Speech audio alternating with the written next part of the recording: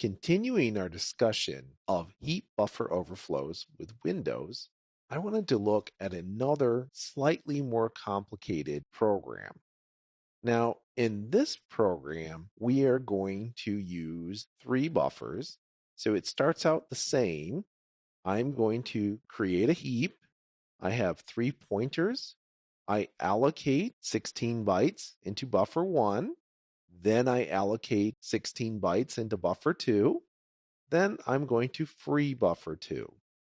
After I've freed buffer 2, I'm going to go ahead and put 16 Bs into buffer 1.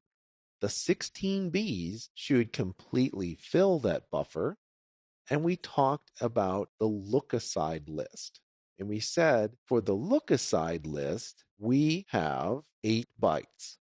So we have the previous pointer, that's 4 bytes. And then we have the next pointer. After that, I'm going to input these 4 bytes, which is an address. So I have this address. Now I'm going to leave it as an exercise for the listeners here to figure out exactly why I chose this particular address. And I will say this much.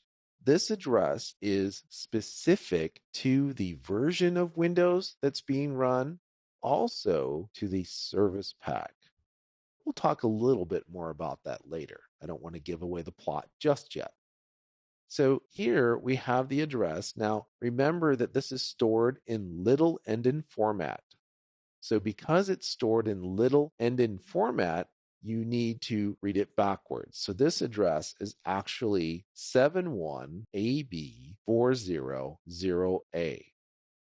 After we have overwritten our buffer, we've overflowed buffer 1 into buffer 2, we then reallocate buffer 2. And then we're going to allocate a third buffer, and we're going to give it 16 bytes.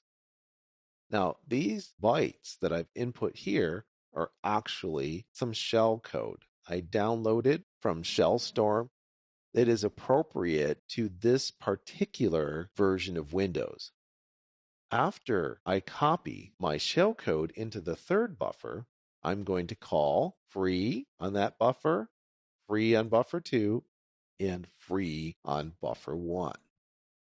There could be a problem with buffer 2 because I've overwritten the pointers on it with what I put into buffer 1.